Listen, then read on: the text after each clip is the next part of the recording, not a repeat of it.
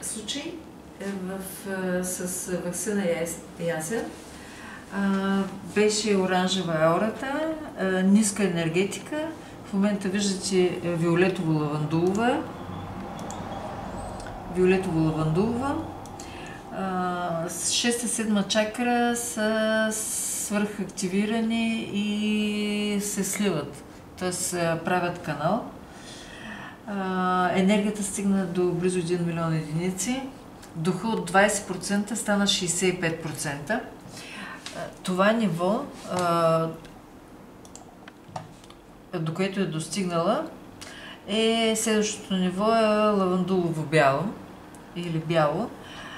Не позволява нищо, което е негативно, да може да се запази. Тоест, всяко вредно въздействие, което е имало, включително на ниво ДНК, е преодоляно от високата честота. Високата честота разрушава всичко негативно. Симптомите, които усещаше, са типични горе-долу за квантов скок и трансформиране на аурата, опасваща болка в черепа, но при нея имаше силна болка отзад тук в тела и много дълго време ясно изразено мравучкане и изтръпване на цялото тяло, като подаване на ток през тялото. Това е действието на високата честота върху